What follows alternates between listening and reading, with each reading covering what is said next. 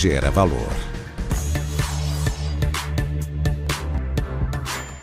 Olá pessoal, estamos no ar com você com o Dinheiro de Hoje, o seu programa sobre investimentos, aqui nessa parceria entre a Com Dinheiro e a BBC News, para trazer para você, telespectador aqui da casa, sempre as melhores mentes do mercado, quem faz o mercado financeiro brasileiro acontecer, para aquele bate-papo leve e descontraído, mas sempre com os assuntos de relevância, aqueles assuntos que mexem na sua carteira e aqueles que você não pode deixar passar. E hoje nós vamos falar de um assunto relevantíssimo, nós vamos falar bastante sobre M&A, sobre fusões e aquisições, aqui com o Alexandre Perantoni, da Kroll, da área de Corporate Finance da Kroll, sobre justamente M&A.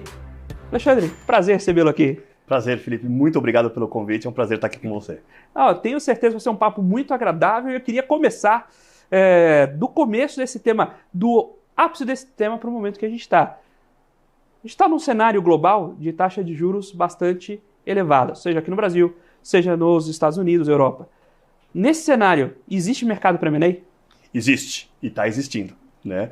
Eu acho que você colocou muito bem. Nós estamos num consenso hoje em dia, né, de que teremos inflações mais altas mundialmente, né, e o Brasil faz parte desse contexto, que nós teremos taxas de juros mais altas, nós teremos potencialmente crescimentos menores, mas mesmo nesse ambiente, sim, está acontecendo M&A no mundo e no Brasil e na América Latina, em níveis diferentes do que foram comparados ano passado, mas está acontecendo. Agora, acho que é importante colocar um pouco esse contexto que ainda é turbulento, né, Felipe? Ele é instável, ele tem uma coisa que o investidor busca, que é uma baixa previsibilidade. Né? Nós não sabemos ainda quais são os tetos ou os máximos ou eventualmente os mínimos de várias variáveis econômicas, né, de desempenho, de crescimento. Você tem um ambiente global bastante mexido nos últimos 2, 3 anos. Né? Nós não podemos deixar de falar que nós estamos com 2 guerras, né? A questão da Rússia invadindo a Ucrânia e do ataque do Hamas ao Estado de Israel, né? Que são guerras que uma já está com mais de 2 anos, a outra está entrando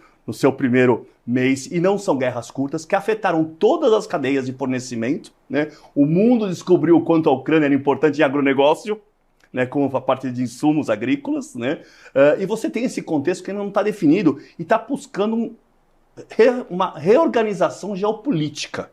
Né? O Brasil, particularmente, está afastado disso e tem benefícios, na minha visão, né, de estar afastado. Inclusive, quando você coloca a nova questão de nearshoring, o Brasil também se posiciona muito bem nesse contexto, mas o mundo como um todo, você tem uma reorganização. A própria performance de China vai ser uma coisa importante, tem sido e vai ser nos próximos meses, com a questão de real estate e toda a parte de crédito e custo de crédito. Você tem um mercado americano também que não está definido em quais são suas máximas e níveis de emprego e crescimento. Então, quando você pensa um crescimento no mundo de 2, 3% como um todo, ele vai acontecer de forma muito desigual, em curvas totalmente diferentes, na minha visão, né? Porque você tem cada país ou regiões sendo afetada de uma forma muito diferente. Quando você olha os Estados Unidos, você tem eleições ano que vem importantes. Se você olhar para a América Latina, México você tem eleição ano que vem. Se olhar aqui mais próximo, semana que vem você tem Argentina. Né? Então, você tem um contexto global se multiplicando bastante. E aí com extremos. Né? Eu até acredito que nos extremos vai se buscar o equilíbrio. Então, tem que se observar um pouco. Agora, do ponto de vista de investimentos, de atração de investimentos e de atividades de fusões e aquisições, você tem um mercado bastante ativo. Né? Quando você fala, talvez, os primeiros números que a gente pode começar a falar sobre isso, né? O mercado global de fusões e aquisições tem em torno de 40 mil transações anunciadas por ano. No global, nós estamos tendo uma queda em torno de 15%, tá, do número de transações anunciadas. Né? Você não tem ainda, embora existem exceções, aqueles mega deals mais. Né? Você tem toda uma questão de preocupação de transição de energia. Né? Então, você está tendo novos fatores que estão influenciando de forma muito positiva, né, todo esse mercado de fusões e aquisições. E setores tradicionais. Né? Eu acabei de comentar contigo que você não tem grandes transações, né, os big tickets que nós chamamos mundiais. Mas espera aí, mês passado a Exxon fez 2 aquisições que são mais de 100 bilhões de dólares comprando empresas de oil and gas tradicionais. Então, o próprio timing dessas mudanças, né, faz com que o mercado tenha uma resiliência como um todo, né, e você tenha um volume de transações. Então, o mercado global sim afetado, a Europa foi muito afetada quando começou a guerra da Rússia com a Ucrânia, Mas hoje em dia você tem uma certa estabilidade, continua sendo um desafio fechar M&A. Existe talvez nos últimos 2-3 semanas um mood mais positivo, até no mercado de capitais, que influencia muito o mercado de fusões e aquisições, né, mundialmente. Mas você continua tendo atividade sim. Então a resposta curta é sim, e continuar tendo esse ano e continuar tendo ano que vem. E quem está puxando isso em termos setoriais? Em termos setoriais, você tem que diferenciar um pouco Brasil de mundo, né? Enquanto no mundo você continua, obviamente, toda a parte de tecnologia fazendo uma grande diferença, toda a parte de oil and gas, vamos ser bastante abertos nesse setor, mas em setores mais resilientes, quando você olha o Brasil, que tem uma queda também do volume de transações anunciadas, acho que é importante, dá para usar a tua pergunta para falar sobre essa questão de setores. No Brasil nós estamos em torno de 1.600 transações anunciadas por ano. Nós estamos esse ano até outubro, né, com uma queda de 7%. Isso é muito menos do que nós vimos no Globo, que eu te comentei, em torno de 15%. Né? Para fazer uma outra comparação, na América Latina essa queda é em torno de 34% de número de transações anunciadas. Então, quando você olha Brasil em relação à América Latina, 34%. Em relação ao mundo, 15%. E Brasil, 7%. Né? Nós estamos caindo muito menos. Por quê? No Brasil você tem uma amplitude de setores que participam da atividade de fusões e aquisições. Obviamente, desde tecnologia, todas as verticais de tech companies, né? É a agrotech, é o edutech, é o healthtech, é o logtech, é o fintech, todas elas. Mas você tem outros setores, né? A tradicional indústria também bastante ativa. Então, isso contribui para que o Brasil tenha um posicionamento, então olhando do ponto de vista interno ainda, né? Diferente em termos de setores. Acho que existem oportunidades de consolidação em vários. Você vai ter setores aqui que você está tendo até outubro, que são a cauda curta, né, mais ativos, e setores que dependem, obviamente, um pouco mais de performance econômica, que vão ser o long tail. Né? Varejo tem que esperar um pouco para poder ver performance. Agora, o setor de indústria, você continua vendo transações. O próprio setor de agronegócios, que já representou em torno de 1,5% das transações anunciadas, do número de transações, hoje já mais que dobrou, representando quase 4% das transações anunciadas. E eu acho que o agro e o tech agro, né, toda a vertical, vai crescer muito mais nos próximos anos. Nós estamos com safras recordes no Brasil de soja e milho. E a custos, né, até pelo que eu comentei, a questão da guerra na Ucrânia, dos insumos altos. Então você tem aí uma economia toda de agronegócio e para nós, né, quem trabalha com assessoria em processo de transações de empresas, né? Quando você pensa em agronegócio, na nossa cabeça é toda uma vertical, né? O agro é a coluna, mas eu tenho toda uma órbita em volta disso, né? É o distribuidor, é o produtor de insumo, é o produtor de equipamento. Então todo o setor tem muita coisa para acontecer quando você pensa particularmente em agro no Brasil. E particularmente aqui, de novo, também tem que se ressaltar a questão da infraestrutura. Né? Uma demanda, né, um déficit que existe, uma necessidade de recursos e que vem e continuarão vindo da iniciativa privada. Né? Acho que isso é uma coisa extremamente importante quando você pensa de infraestrutura no Brasil, que continua sendo um setor muito atrativo, porque o risco de demanda, Felipe, é baixo. Né? E infraestrutura, vamos pensar grande, não é só o porto, o aeroporto. Infraestrutura, para mim, é o hospital também. O risco de demanda é baixo. Então, para o investidor, seja do real estate, que está associado a isso, seja do operador, que eventualmente vai ter uma PPP ou uma concessão, ele tem um risco diferente. Então, o Brasil se colocou para essas necessidades e nossas características, né?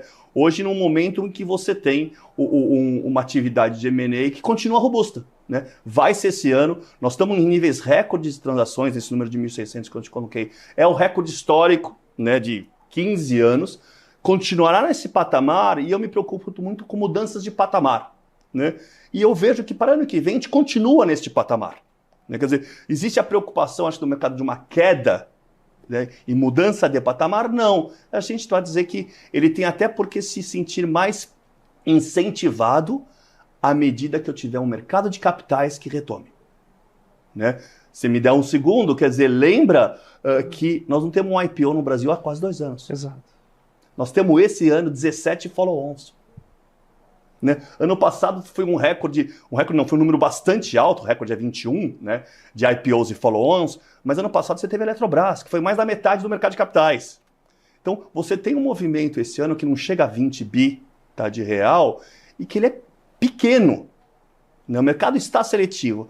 A hora que a gente tiver uma melhor previsibilidade, estabilidade, nós já estamos vendo os movimentos de queda da taxa de juros e o maior direcionamento do capital para o capital de risco, né, nós podemos mudar de patamar de novo em termos de transações. Então, acho que a visão não é para baixo, pelo contrário, ela é estável, positiva.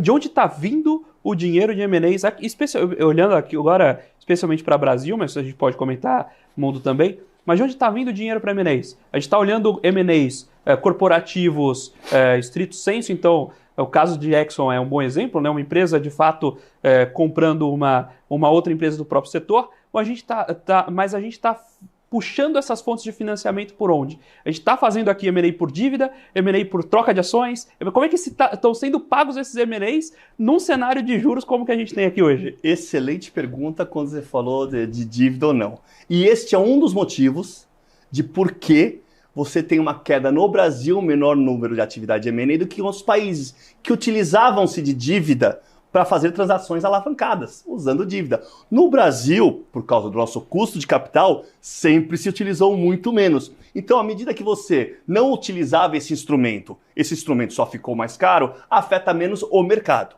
Né? Então, a resposta é, as transações continuam sendo efetivamente caixa, né? Ou algumas trocas de ações, mas menor volume. Né? No Brasil não tem essa característica. Por uma questão técnica, as transações são de ações, né? Você não vê transações de venda de ativos, né? O que é uma característica que protege os investidores nos mercados americanos, nos mercados europeus. Então são trocas de ações. Agora, acho que a tua pergunta dispara um gatilho interessante, que é, da onde vem esse capital? É o estratégico ou é o financeiro? E é o nacional ou é o internacional? Né? Vamos falar disso de Brasil. O Brasil sempre foi um país que teve muito recurso de fora vindo.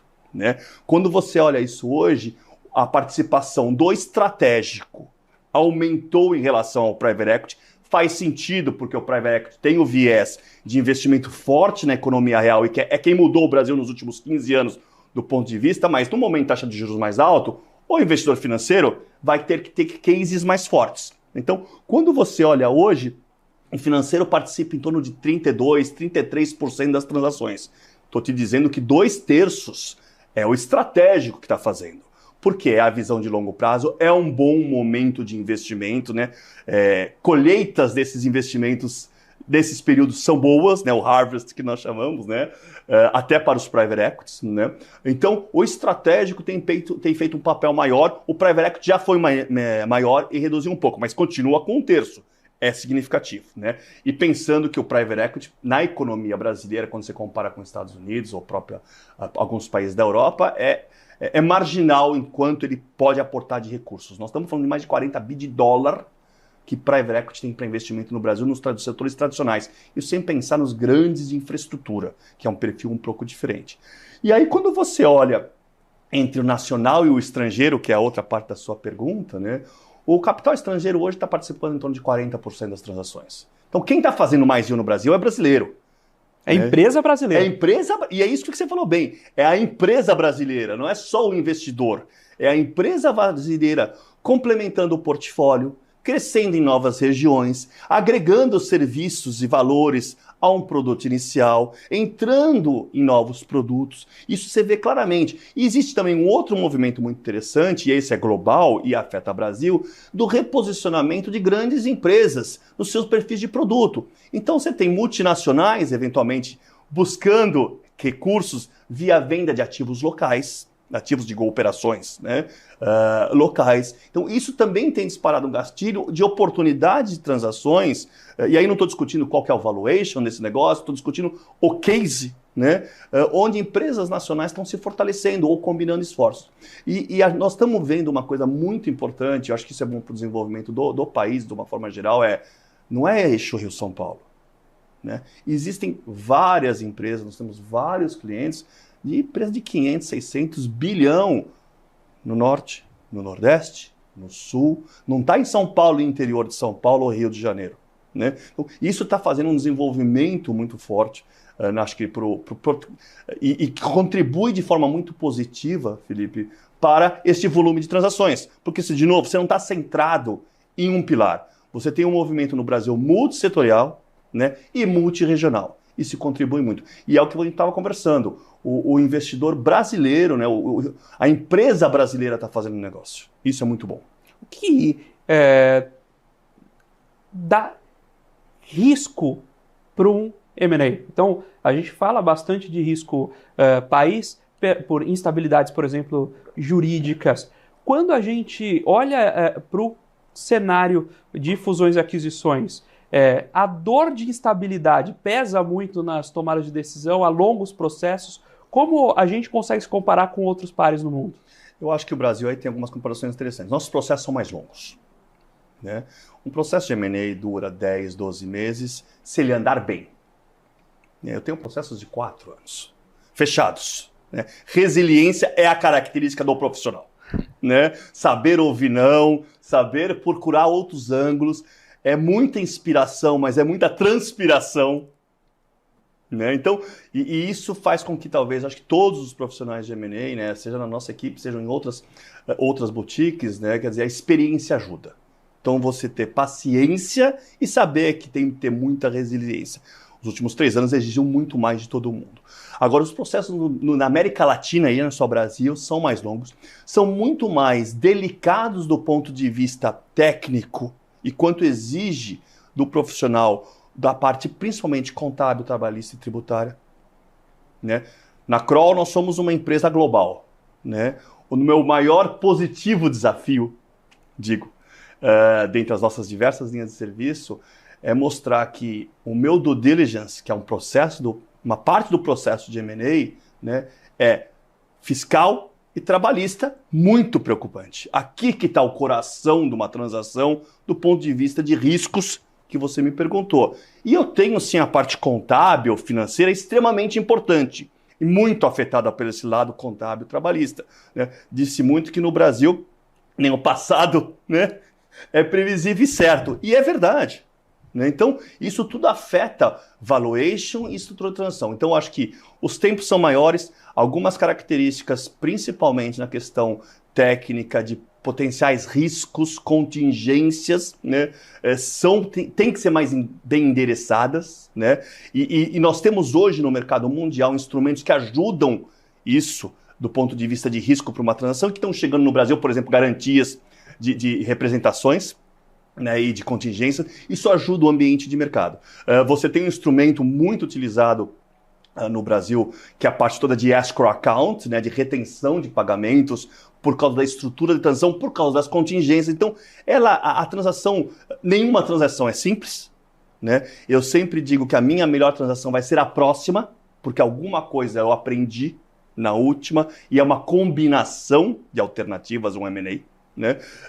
Agora, o arcabouço todo, né, não fiscal, esse a gente discute depois, mas o arcabouço da transação, né, você precisa fazer esse Boeing pousar inteiro, né? Não é um motor, depois um passageiro, depois o outro motor, depois o trem de pouso. Não, o avião tem que pousar inteiro. Esse é o grande desafio que a gente tem aqui, que eu acho que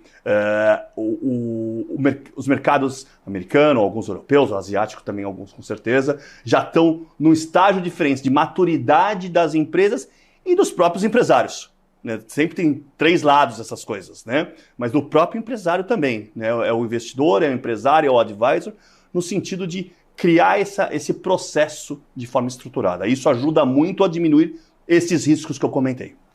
Você que comentou dessas 3 partes, a empresa, o comprador e o empresário que está por trás, o que derruba deal? O que derruba deal, eu acho que é um pouco de insegurança com a necessidade de experiência. Tá? Óbvio, a resposta mais fácil seria, contingência, derruba deal, não dá para fazer o deal porque não sobrou valor. Tira essa. Tá? Essa a gente tira da equação, por enquanto. Mas o que derruba deal é esse amadurecimento de processo. Você tem que pensar uma característica, né? Qual que talvez é o maior direcionador de deals no Brasil? Né? São questões de acesso a recursos, que ele precisa para crescer, questões de sucessão. né? E eu não estou colocando numa ordem aqui.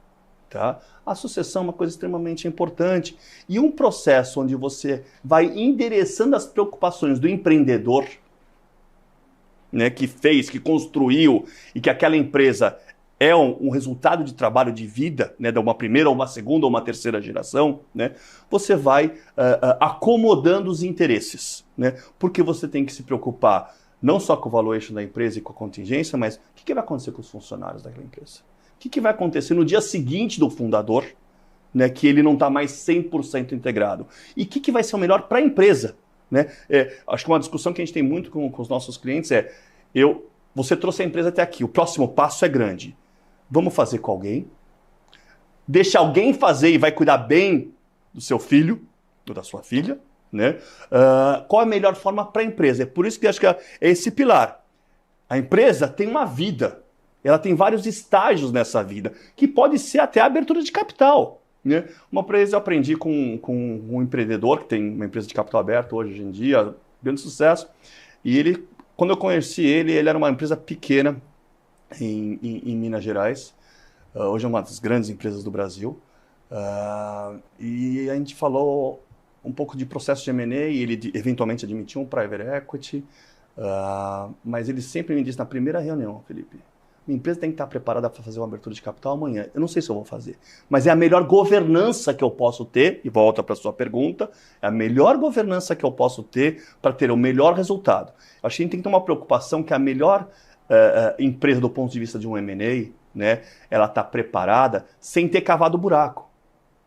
Porque senão eu tenho que primeiro reparar este buraco para depois pensar na transação da empresa, senão não fica valor. Então, essa questão de preparação e de governança ajuda muito num processo de M&A e não deixa cair o processo de M&A.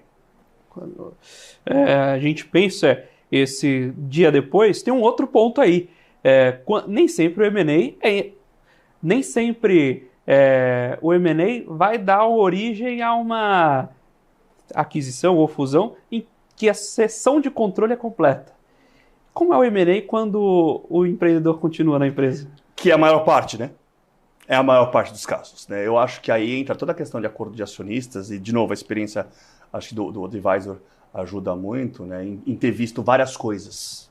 Né? Até porque, eventualmente, o empreendedor tem mais de uma empresa.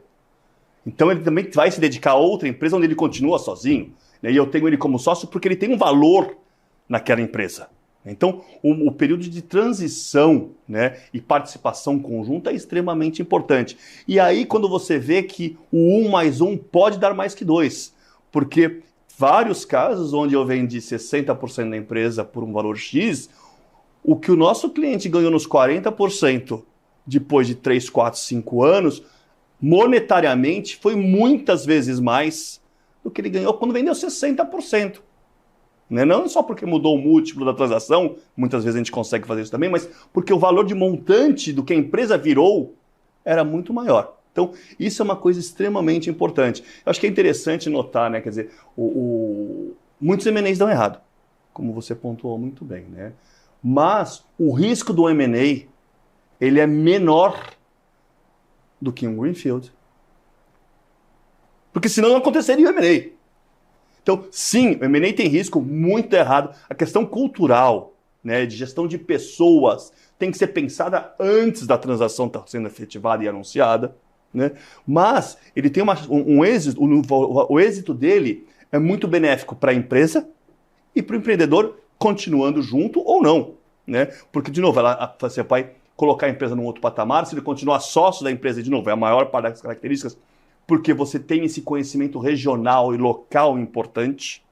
Né? Quando você compra por exemplo, uma empresa de varejo local, né?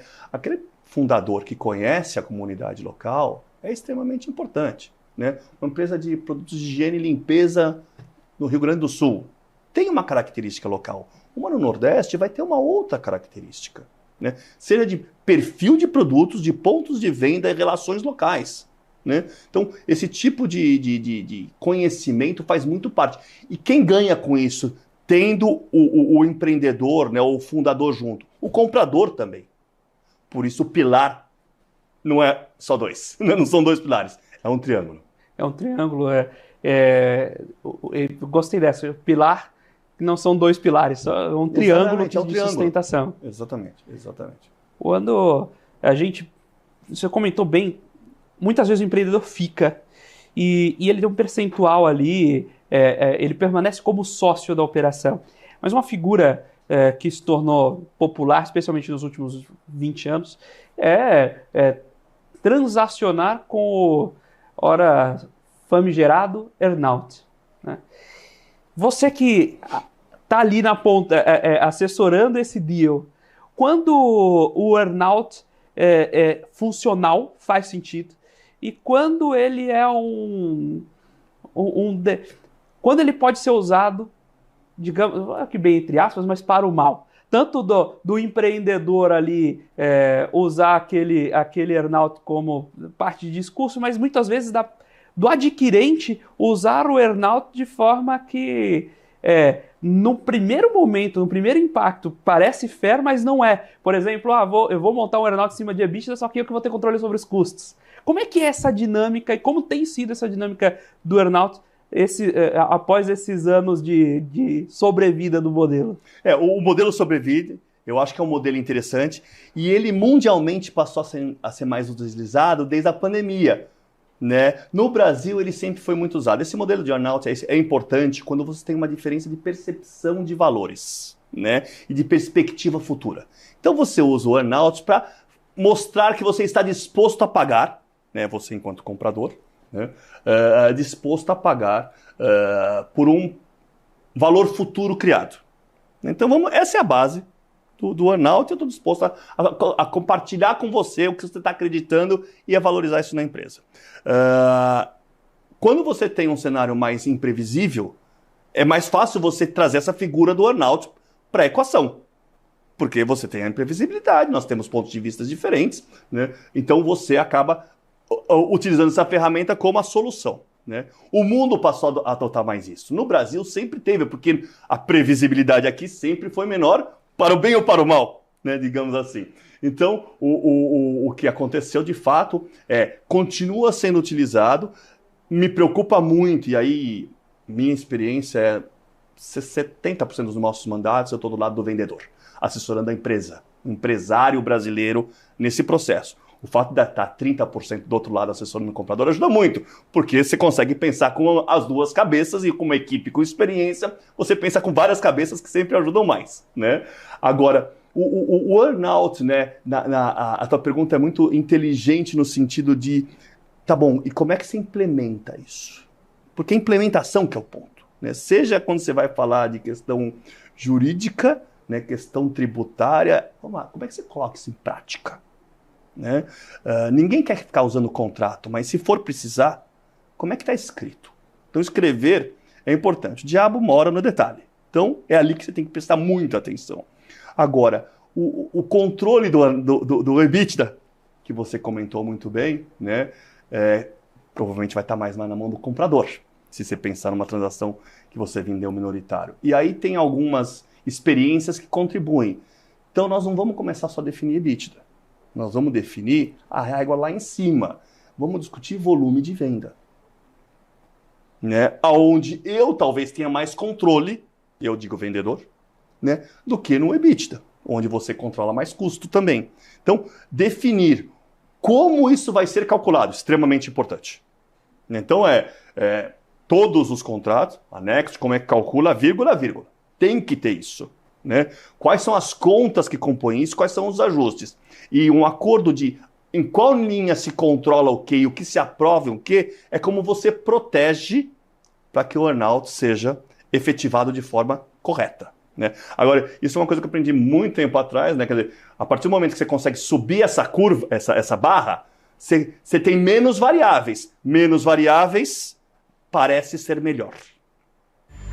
Maravilha, vamos bater esse papo com o Alexandre Priamantoni, diretor executivo da Krols para finanças corporativas, e nós vamos agora para um breve intervalo, mas fique por aí, daqui a pouco a gente volta com o segundo bloco do Você com Dinheiro de hoje.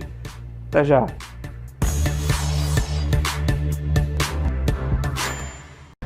PNC News. Informação que gera valor.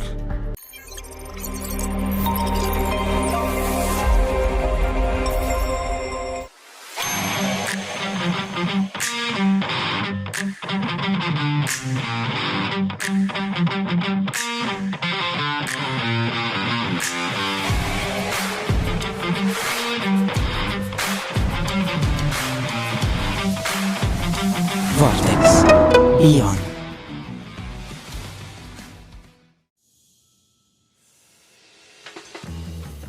Eu sempre busquei a excelência. Para mim, dar o máximo é o mínimo. Poder contar com quem me entende. Tá aí uma coisa essencial pro meu sucesso. Aqui a gente encara seus desafios como se fossem nossos. A excelência do BTG está em cada detalhe que faz sentido para você. Sua trajetória merece essa experiência. BTG Pactual. Dê um BTG na sua vida. As empresas que fazem parte do seu dia a dia estão em uma das maiores bolsas do mundo, a Nasdaq. E a boa notícia é que você pode investir nessas empresas diretamente pela Avenue, sua corretora nos Estados Unidos. Com os dados das ações dos Estados Unidos fornecidos pela Nasdaq em tempo real, o cliente Avenue pode acessar diretamente as maiores bolsas do mercado americano. Entre neste mercado de tecnologia e inovação. Acesse avenue.com.br/Nasdaq e seja bem-vindo ao mercado global. PMC News. Informação que gera valor.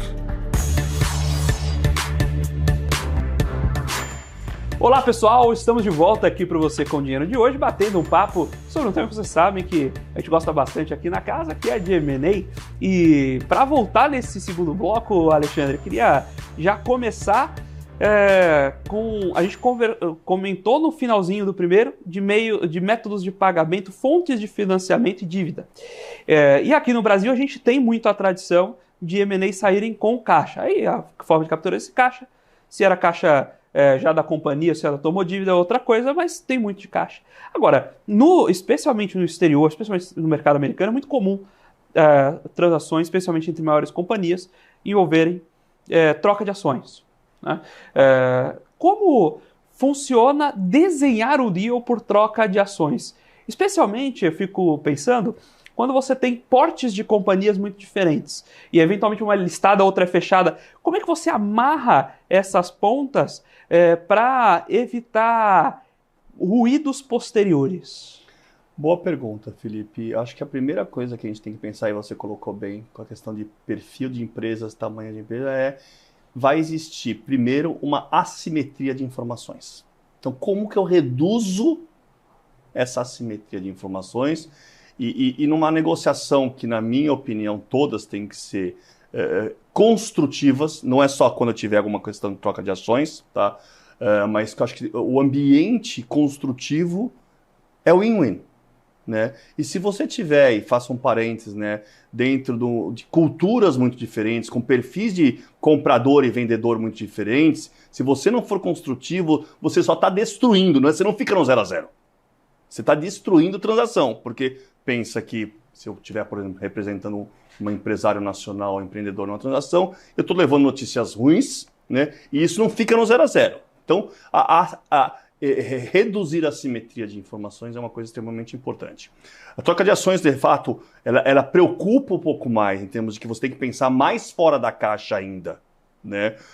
Em termos de conhecer as empresas, avaliar as duas empresas, porque aí é a troca, né, de um papagaio de 500 mil por um cachorro de 500 mil. Nós não estamos discutindo quanto vale o papagaio e o cachorro. Nós estamos trocando um papagaio e um cachorro. Né? Os dois podem valer 1 milhão. Nós continuamos trocando os dois. Então, você precisa entender o que você está trocando, porque você fatalmente vai estar entrando num outro perfil de risco.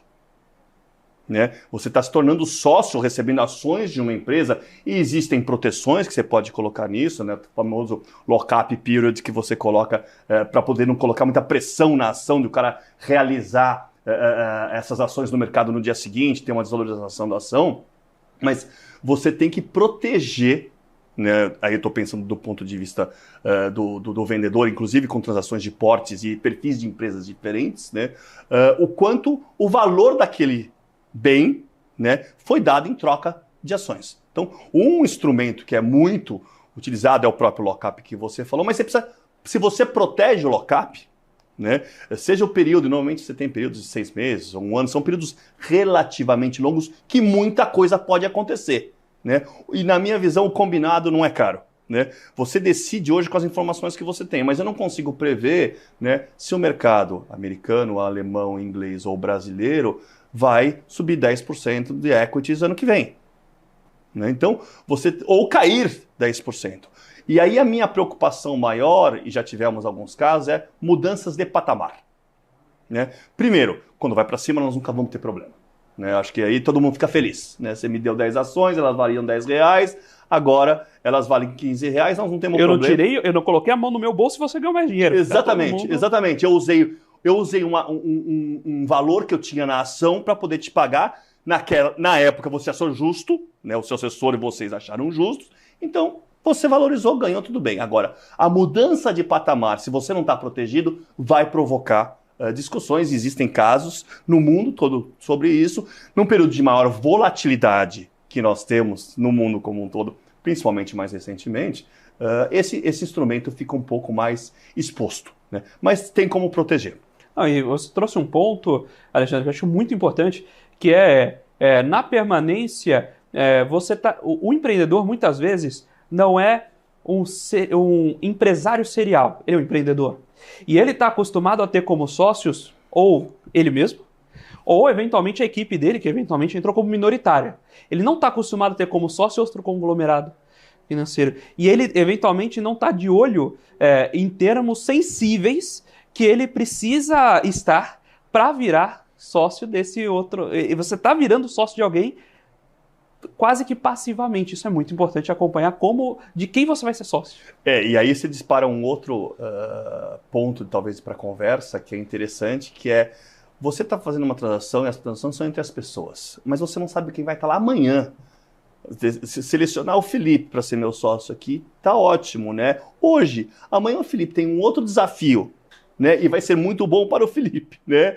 E vem uma outra pessoa, seu sócio, né? Ele pode ter características diferentes. Se você estiver ligando com corporações grandes, são executivos, né? Eu sou um executivo, né? Então, são perfis que podem, não necessariamente, mas mudar de relacionamento. Então, por isso, discutir antes, e aí volta um pouco, a gente conversou na primeira parte da conversa, né? A experiência de quais são todas essas partes que tem que estar alinhadas numa transação é importante, né? Nós passamos, às vezes, 2, 3 meses discutindo contratos, né? Que é uma coisa extremamente importante de quem vai fazer o quê, quem tem responsabilidade do quê. E quando você não está fazendo uma venda de 100%, né? É extremamente importante. Eu costumo dizer, né, Felipe, quer dizer, uma das coisas... Eu ia usar o termo fácil, mas não é fácil. Mais simples, mas é isso que eu quero dizer, é discutir o valor. Essa é a ponta do iceberg, né? O que tem para baixo, né?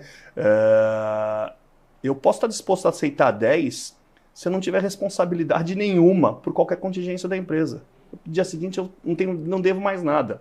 Esse 10 pode ser nada significativo se eu tiver que assumir um passivo de 200 milhões. Se o assessor consegue me colocar um cap, né, que é o limite de responsabilidade, mexeu toda essa equação. Né? Então, isso é uma coisa importante de como você endereça até questões de troca de ações. Né? Porque uma troca de ação você pode estar disposto a tomar um risco maior dependendo das tuas outras condições. Né? Então, vamos lá, se você quer colocar, então, é preço, é a forma de pagamento, que pode ser ações. Tá? E o que tem aqui embaixo, que é extremamente importante? Né? O que tem de representações, de limites de responsabilidade, de indenizações, né? Os caps que a gente estava falando. Né? Isso é tão quão importante valor. Né? É tão quão importante que se você estiver vendendo uma participação controladora, como se calcula o valor dos outros X% que você vai vender de participação minoritária daqui 4 ou 5 anos. Né? Isso você define hoje. Né? Depois você apura. Importante definir hoje. Quando está falando de valor, vou fazer uma pergunta que é bastante direta para fazer, mas muito difícil para responder. O valor de um M&A está na sinergia? Não necessariamente. Não necessariamente. E não necessariamente na minha visão pura da sinergia do adquirente. Né? A sinergia, eu acho que ela é muito relevante, mas ela pode, eu ontem discutia um pouco sobre a sinergia que ela não é diretamente numérica, ela é operacional. É saber operar, por exemplo, esse era o caso que eu discutia ontem, o segmento de franquias e relacionamento com franqueados. Produto A, produto B, coisas totalmente diferentes. Mas se eu tiver alguém que sabe operar isso, ela é essa sinergia, mas não é a sinergia de EBITDA imediato. Ela é cultural. Né? E aí você vê qual é o case, qual é a tese de investimento que eu eventualmente estava discutindo no caso de ontem. Né? Então, sim, sinergia é importante, mas ela não é o case de M&A. Né? Muitas vezes até porque, e aí é ponto de vista de valor, né? Para o vendedor, ele vende aquela unidade de negócio, ele está tirando custo fixo, que é diluído. Então, ele tem uma sinergia negativa.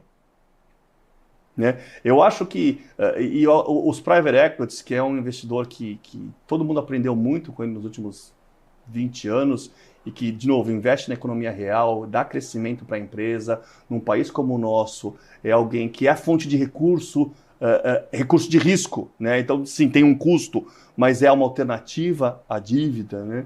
Educou muito essa questão de olhar portfólio, olhar produto, olhar sinergia que você falou e crescer.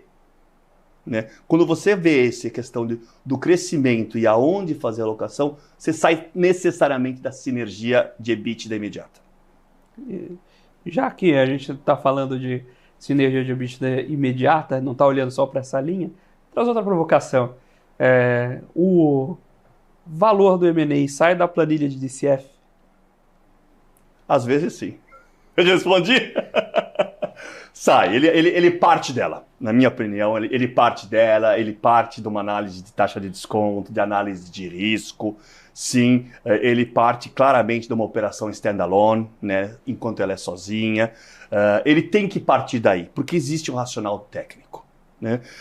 Eu sempre discuto muito com meus clientes, né, quer dizer, o que é razoável, e obviamente vai depender do lado que eu estou naquela oportunidade, né? Aonde está um fundamento de valor. Né? Você buscar um valor adicional, que é captar talvez a sinergia do comprador, né? Ou um momento de mercado, ou um momento de liquidez dos mercados. Né? Nós brincamos muito no escritório, né, de que muitas coisas valem bilhão. Né? Óbvio, quando você tem uma liquidez grande na economia, taxa de juros baixa, os valores relativos mudam. Você não tem mais esse cenário hoje. Né? O bilhão voltou a ser bilhão, vamos brincar assim. Né? Então, ele parte, tua pergunta é interessante nisso, eu acho que ele parte muito de ver o que os outros estão fazendo, né? São múltiplos de transações, né? É o que eu digo, né? Se você está pagando 6, 7, 10, 12, 20 vezes EBITDA, depende do setor que você está falando, da característica da empresa e etc. Né? Isso muda muito, né? E cada empresa é uma empresa, né? Cada setor é um setor. E a empresa do seu vizinho não é igual à sua, necessariamente, né? Porque às vezes uma é agronegócio, o outro é tecnologia, os EBITDAs são diferentes em termos percentuais e de múltiplos, né? Mas ele parte de uma fundamentação técnica, né? E entra numa parte negocial. Criar um ambiente competitivo, né, faz com que você saia mais desse ambiente puramente técnico. Porque senão, se eu estiver do lado do comprador, eu vou bater no técnico. Obviamente, e aí é uma questão de educação no sentido de conhecimento, né? O valor de uma empresa ele é formado pelos seus ativos, pelo seu resultado, pelo know-how que ela tem, pela sua marca, né? Pelo seu caminhão, pelo seu sistema de gestão. Tudo isso faz parte quando você faz o valuation e fala de múltiplos de avaliação, tudo isso está inserido. Então, o educar que eu quis dizer é você mostrar como essa composição de valores vale, né? Quer dizer, vale 10 porque tem essa marca. E porque você tem essa marca, você consegue ter um EBITDA e um resultado nesse percentual. Se eu tirar isso, vai valer menos. Então, o valor da marca está incluso naquele resultado. Essa educação é importante. E ela é técnica. Claro, ela sai, conforme eu falei um pouco do técnico, depende do ambiente que você coloca a transação. Já tivemos vários processos em diversos setores, desde industrial até distribuição, até varejo, até produtos de consumo, onde você trazer 2 ou 3, não precisam ser 10 compradores, que veem o seu valor naquele ativo por você estar posicionado numa certa região ou por ser um portfólio de produto diferenciado, só para citar 2 exemplos, você conseguiu um prêmio por isso. E aí, dentro do processo, uma outra forma de conseguir um pouco de valor é essa questão de um processo estruturado. Né? Famoso trem em cima do trilho. Né?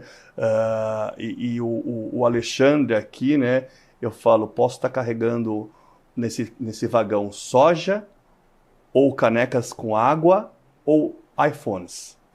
Tá? É o trem em cima do trilho. Né? Você saber aonde você quer chegar com a transação, você consegue, entendendo o que tem em volta, né, discutir DCF, ou competitividade de processo, ou fechamento de oportunidade.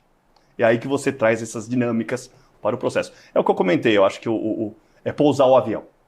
Eu aprendi isso com um grande amigo advogado, e eu repito isso porque eu acho que é uma máxima que ajuda você ter a resiliência, né? Você sabe que vai demorar um processo de pouso, demora um avião quase 30 minutos, não adianta ele falar, estou pousando e pousou, vai demorar 30 minutos, né? E você sabe que tem que pousar o todo. E aí você consegue criar esse ambiente mais interessante. E com a experiência que quem compra mais, compra melhor, né? Vamos voltar para GE, tá? Vamos voltar lá para trás para GE. Quem compra mais, compra melhor. E você falou uma coisa que é uma verdade, né? Normalmente o vendedor está vendendo a primeira ou a segunda e não vai te vender a terceira vez. Né? Eu tenho grandes ex-clientes amigos. Porque a chance dele ser um novo cliente, ela é menor do que se eu estiver do lado do comprador. Quando estou no comprador, eu estou assessorando ele fazer múltiplas transações. Eu tenho grandes amigos, ex-clientes, né, que estão numa nova fase de vida, que estão começando um outro negócio, né, quem sabe vão fazer um outro M&A para frente. Já tivemos alguns casos. Mas são relações diferentes. Né? E aí a questão do todo mundo tem o seu número de sapato. Né? A questão de você ter, junto com você, e de alguma forma endereçando ainda a sua pergunta, né?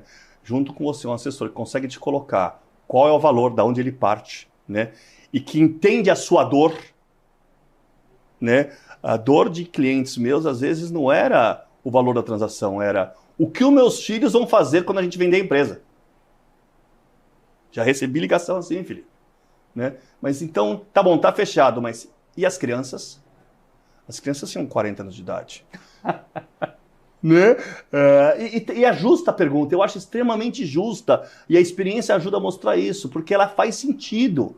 Né? Então, você entender o que tira o sono do seu cliente, né? E alguns não vai ser valor da transação, mas é o contexto em que ela está sendo feita.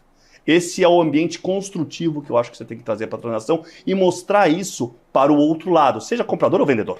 Tá? Eu acho que você mostrar isso para o outro lado e quais são os valores para mim importantes nessa transação, não monetários, mas da transação, ajuda muito. Isso tem feito no mercado latino-americano, tá? E aí não é só Brasil, onde nós temos uma característica cultural diferente, né? E diferente não falando que é melhor ou pior, mas são momentos diferentes e preocupações diferentes. Né? Você acaba conseguindo fazer transações.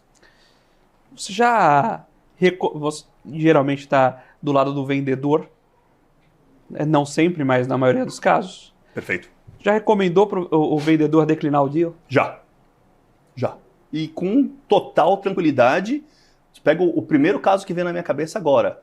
Depois de 11 meses, ele me ligou e falou assim, o cara voltou aqui na minha porta, vamos vender. A gente vendeu quase 2 vezes o valor que o cara tinha feito a oferta. Né? Transação é muito momentum. Né? Eu tenho uma pressão junto, faço meu reconhecimento aqui à minha equipe, de cara, agora é a hora de fechar, não é amanhã. Né? Às vezes a gente brinca muito com isso lá. Mas também é momento de falar, não é para fazer a transação. Essa transação não é boa. Ou essa transação é boa nestas circunstâncias, que eu preciso da liquidez, eu quero a liquidez. Se não, olha, não tem um comprador ideal, né? Não é o momento, é melhor parar o processo. Eu acho que isso é a credibilidade. Né? Eu prefiro parar e depois a gente volta depois de um ano. Eu acho e a tua pergunta dispara um gatilho interessante, né? Quando a gente faz um processo como esse, a gente fala com mais de 100 potenciais compradores. né, genericamente falando. Tem alguns processos que eu não vou ter 100, que eu vou ter 30, mas vamos lá. O objetivo é eu ter uma gama de investidores estratégicos e financeiros dentro de um processo super confidencial em que eu vou selecionando esse filtro. Né? E quando eu falo de 100 aqui, quando eu falo com meus pares nos Estados Unidos e na Europa, ele fala só 100, né? Porque a própria parte de perfil de investidor financeiro a lista é muito maior do que essa, né, Felipe? Por causa das alternativas de necessidades e oportunidades de investimento. Mas é um filtro, né, que eu preciso achar o ideal. Né? E se o ideal não é naquele momento, né, sim, para o processo. Né? Porque não é aquele tipo de produto, não é aquele serviço. Então, sim, faz sentido você paralisar, muitas vezes, um processo porque você não está com a melhor transação. Você comentou sobre buscar essa transação nos termos que são necessários, nos pontos de valor que não são financeiros. Muitas vezes, o dia seguinte, o que vai ser feito com o filho desse empreendedor, que é a companhia. O empreendedor, quando chega até você, geralmente ele sabe o que ele quer. Ele sabe talvez o desafio que ele está sentindo. Né? Ele tem a dor. Né? Ou porque não consegue crescer, ou porque pensa a sucessão, mas ele não sabe exatamente... ele não sabe talvez qual é a ferramenta. Eu tenho a ferramenta. Né? Eu acho que, fazendo um paralelo, né? Quando você tiver... você está indo a um profissional que só faz isso. Né? Conforme eu te falei, se eu estou vendendo o iPhone, né, ou um lápis, para mim é o mesmo valor. Né, no sentido de que é um processo. Óbvio, eu sei que tem diferenças, né, mas é um processo. Né, e ele vem com uma necessidade de comunicação. Ele não sabe se ele precisa do lápis ou do iPhone. Né? Eu acho que o profissional acaba trazendo uma ferramenta para você se dedicar. Faço um paralelo. Né? Sou casado, tenho 2 filhos, meu filho mais velho já está na faculdade, está fazendo medicina. Né? E ele está sendo esse profissional que você vai chegar e falar assim, doutor, eu tô com a dor. Né? Óbvio, você vai procurar um especialista, o pé depende se está doendo a cabeça ou o pé, perfeito, mas você vai chegar com a dor. E acho que a ferramenta que o médico vai trazer, eu estou aprendendo muito com isso nas conversas com ele, é a ferramenta que o especialista vai te indicar. Né? O M&A pode ser uma solução. Não necessariamente você me fez uma pergunta muito boa, né? Você já falou não é hora de vender? Sim, já. E eventualmente mas não é M&A que esse cara precisa. Nós estamos fazendo um trabalho hoje bastante interessante e aí o conhecimento setorial faz muita diferença, que eu estou primeiro fazendo todo um diagnóstico na empresa para falar os seus valores estão aqui, aqui, aqui, os seus problemas estão aqui, aqui, aqui. Né? Fecha esse pacote, como é que a gente vai posicionar a empresa, eventualmente, para um M&A? Se formos fazer um M&A. Porque pode ser, não, vamos fazer uma questão de dívida, que eu resolvo eventuais problemas que ele tem, e não é necessariamente um M&A. Mas é o profissional, né, como você tem expertise no mercado financeiro, e eu sou uma pessoa do mercado financeiro, mas eu não estou em equities todo dia. Se eu for precisar comprar bolsa, eu tenho alguém que me explica o que tem que fazer direito com isso. Né? Eu também recorro a esse profissional. Né? Então, você tem... Eu acho que ele vem com a dor. Né? E você tem alternativas para combinar. Você vai montar o portfólio. Né? Você, enquanto gestor de wealth management, né? Você vai montar um portfólio. Eu e os assessores, né? Eu gosto de dizer isso, quer dizer, profissionais que trabalham com isso, essa experiência ajuda a você fazer essa análise diagnóstica de qual a ferramenta. Alexandre, eu queria começar a agradecer pela sua participação, por compartilhar um pouco do seu tempo conosco, mas sobretudo essa expertise. E eu queria que você também ficasse à vontade para deixar seus canais, seus contatos e um pouco de quem quiser continuar acompanhando esse universo, acompanhando você e a Kroll, onde encontrá-los, mas, sobretudo, muito obrigado pelo papo.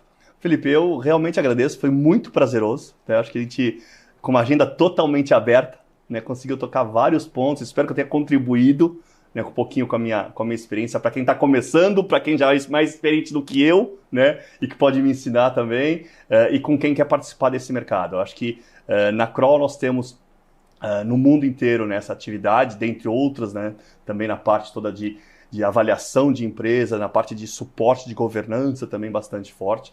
Nós temos uma operação na América Latina muito bem estabelecida. Eu cuido dessa parte toda de Corporate Finance no Brasil e na América Latina. Querendo entrar em contato comigo, meus dados estão no site da Kroll, Alexandre Pierantoni, meu e-mail é alexandre.pierantoni@kroll.com. Estou à disposição para trocar ideia e continuar conversando com você e com quem estiver participando junto com a gente. Tchau, Alexandre. Foi uma conversa valiosíssima e o M&A, eu particularmente tenho um carinho especial por não ser uma discussão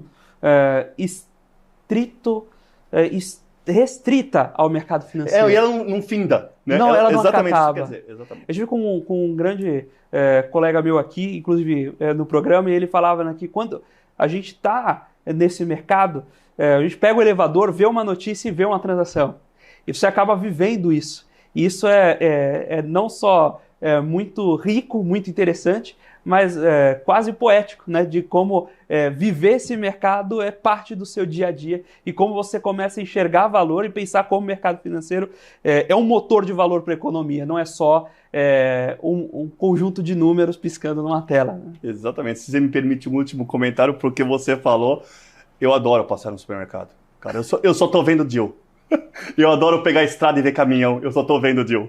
Né? Então, quem gosta do que faz com mais prazer. Né? Eu acho que eu, particularmente, me identifico muito, né? E quando você faz de forma construtiva, fica mais gostoso ainda. Sem sombra de dúvida. Muito obrigado mais uma vez, obrigado, Alexandre. Felipe. Muito obrigado à Kroll por participar, por liberar aqui a participação do Alexandre conosco. E muito obrigado a você, investidor profissional do mercado e telespectador aqui da casa, pela sua companhia, pela sua audiência. O Você com Dinheiro vai ao ar de segunda a sexta, sempre aqui no mesmo horário, na programação regular da BBC News, para trazer para vocês os principais mentes do mercado, as pessoas que fazem o mercado financeiro brasileiro acontecer. E hoje nós tivemos aqui essa aula sobre M&A. Espero que vocês tenham gostado e espero que estejam aqui conosco. Até a próxima.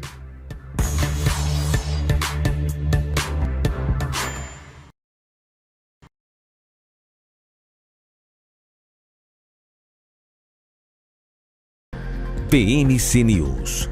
Informação que gera valor. Olá, eu sou o Felipe Nascimento e te espero junto com o Marcos Saravalli aqui no BMC Market. Aqui tem debate com os convidados, análise dos principais assuntos do dia. Você vai saber o que impacta a economia e o